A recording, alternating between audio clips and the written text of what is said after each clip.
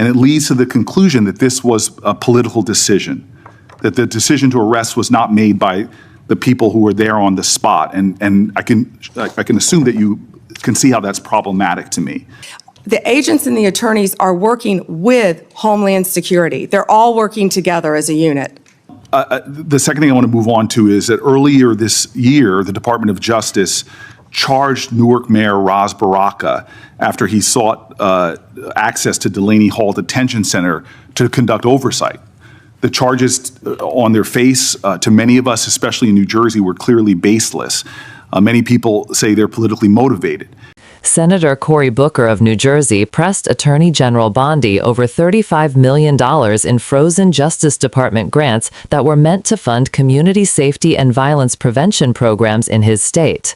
Booker argued that New Jersey taxpayers deserve those funds back and said none of the appeals for reinstatement have been approved. He also raised alarms about what he called a politically motivated prosecution of Newark Mayor Ras Baraka, charges a federal judge later blasted as embarrassing. Senator Booker. Thank you. Thank you, Mr. Chairman. Attorney General, I know there's been a lot of talk about grants. I hate to bring you through this again, but it's really important to my state. New Jersey is one of the top 4 donor states in America, which means our taxpayers, Americans, Republicans, Democrats, Independents, millions of people send more money down here than we get back in relative to all the other states in the nation except for 3 others. We've been talking a lot about different grants. I want to be very specific about Office of Justice Program grants. There were $35 million worth of grants that were approved in a bipartisan way in this committee, grants that invest in things that are really vital to the public safety of our community. I know, again, we are in a room full of people who want to see crime go down. Republicans and Democrats, law enforcement officers have spoken to the urgency of these programs which deal with school violence, which divert people into substance abuse and treatment and supportive services, community violence intervention programs, again, bipartisan programs that this committee really worked hard on this. I've heard what you've said to others on the committee. I heard what you said to Patty Murray in an appropriations committee that members should reach out to you if they want those grants reinstated. I've written letters, but I am hoping that you and I can have a conversation. $35 million of frozen funding for public safety that the people of New Jersey, Democrats, Republicans, and Independents really invested in those resources, those programs and those nonprofits who were expecting those grants often made outlays and are now really in a lurch. Can we talk about those grants and the restoration of them, please? Yeah, and Senator Booker, I had stated earlier that yes, we did terminate grants. We have an appeal process. We have turned some back on. We are appealing. We are looking at some we have denied, some are still pending. I believe we have multiple appeals pending with New Jersey, and I would be happy to sit down with you and look at those appeals. I believe one is with the city of New Jersey. I know there are multiple ones pending, but of course, I would be happy to sit down with you or any senator or any House member and look at grants that have been terminated. I've been doing that, and I would welcome that. But I will be the first one you sit down with, correct? Absolutely. I'd love to sit down with you on that. I'll look at those tomorrow, Senator Booker. Thank you very much. I want to move on. But we have been restoring some grants. I understand, some have been denied, some have not. At New Jersey, none have, and I really want to get to the bottom of that, and I'm hoping that we can reinstate some of those grants. The second thing I want to move on to is that earlier this year, the Department of Justice charged Newark Mayor Ras Baraka after he sought access to Delaney Hall Detention Center to conduct oversight. The charges on their face, to many of us, especially in New Jersey, were clearly baseless. Many people say they're politically motivated. And then the judge, the federal judge, admonished the prosecutors for even bringing the case. This is the quote from the federal judge. Federal prosecutors serve a single paramount client, justice itself. Your role is not to secure convictions at all costs, nor to satisfy public clamor, nor to advance political agendas. The federal judge went on to call the charges embarrassing and a worrisome misstep. Mayor Baraka was arrested that day on the scene, and I know you understand this, to arrest a mayor of a major city on charges that were called by a federal judge embarrassing and a worrisome misstep is very concerning to me, and I think should be to the whole committee. A recently released video shows a federal agent telling fellow officers that the decision to arrest Baraka was, quote, per the Deputy Attorney General of the United States. And I'm assuming that person is Todd Blanche. This is evidence to me that this decision wasn't made by people on the ground in the field, but by Maine Justice, that they were directing an arrest from DC on the scene.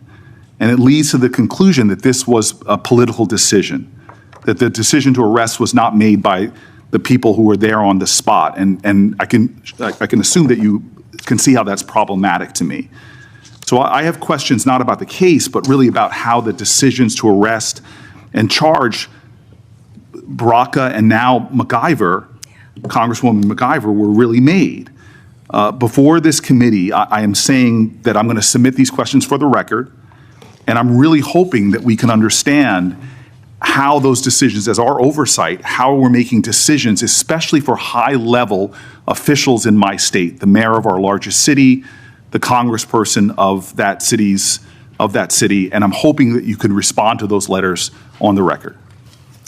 Yeah, and Senator, that matter is ongoing, and so I can't discuss it. As an attorney, you realize I can't discuss an ongoing matter. And I respect that. I guess I just want to know, and we'll leave this for the questions for the record about the decisions on how they're being made, not the case in itself.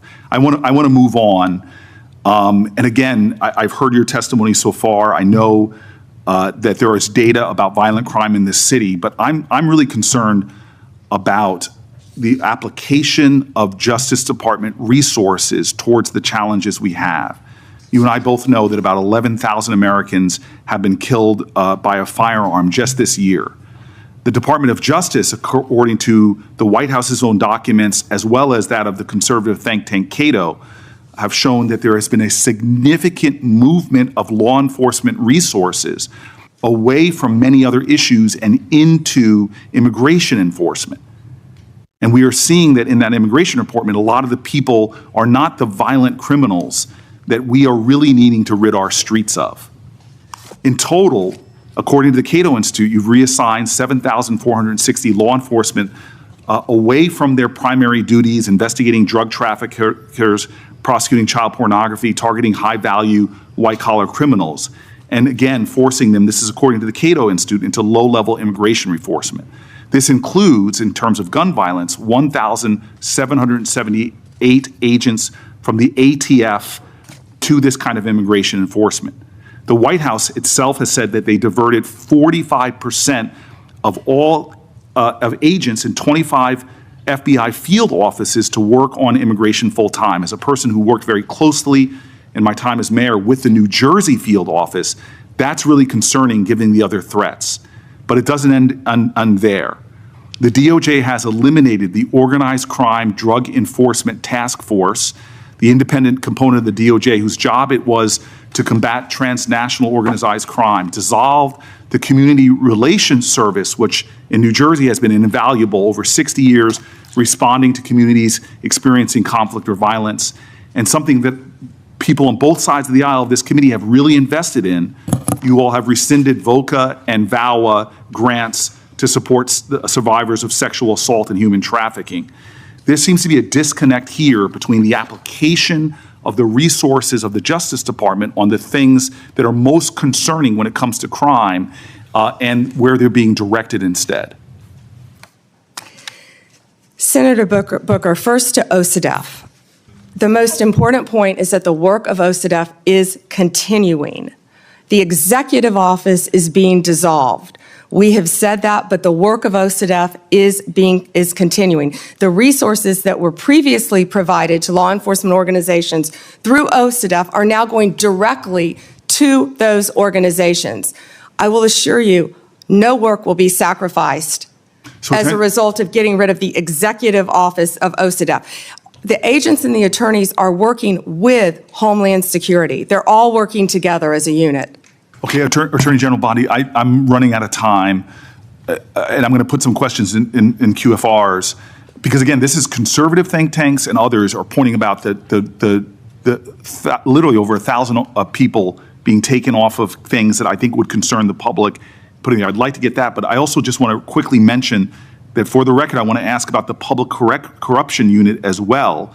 We now have gone from a public integrity section that went from 36 full-time prosecutors to now only 2.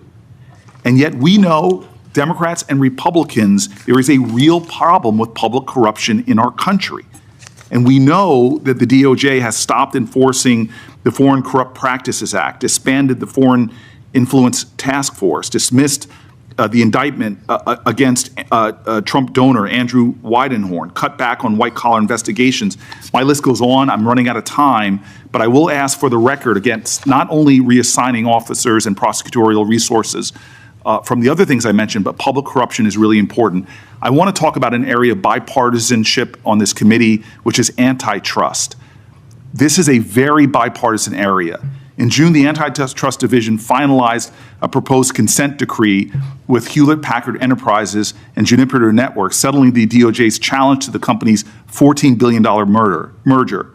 Reportedly, your Chief of Staff, Chad Mizell, and Acting Deputy Attorney General Woodard overruled career antitrust staff and approved the merger. This is a massive area of concern for Americans writ large. This is an area where corporate power is growing, corporate concentration in our country is happening at great degree. I'm grateful that the ranking member with Mike Lee on a committee that is really trying to get into this disturbing trend. And the issues right now in the Justice Department, the resources being put on it, and the appearance of improprieties that we're seeing are troubling. All I want to ask as my final question is, would you commit just to talk about antitrust, to coming before the antitrust subcommittee led by Senator Lee to discuss antitrust enforcement in our country? We're over time. May I answer, Chairman? Yes. Senator Booker, I work hand in hand with Gail Slater. She is doing an incredible job. I said that earlier.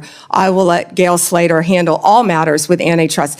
The HP matter, Juniper, is a pending matter still because, as you know, it has to go before the courts, even after a decision has been made, and that's where it's pending right now. If I can go back to your previous 2 questions, first about our agents being reassigned. Our agents are working tirelessly on their day jobs and with Homeland Security, and right now they're not getting paid, and they're on the streets during a government shutdown working to keep every city in this country safe, in New Jersey and in every state. They're working together with DHS on task forces, but they're also doing their core mission, and they're getting child predators off the street. They are working so hard with all the agencies hand in hand. That has not been sacrificed. And I'm so proud of the work that the FBI, DEA, ATF are doing. ATF agents have worked tirelessly. I am in constant contact with them on the incredible cases that they're making to keep our country safe and our world safe, especially our DEA agents who are stationed around this world, and now they're not getting paid. Back to the public integrity section, the last point you made.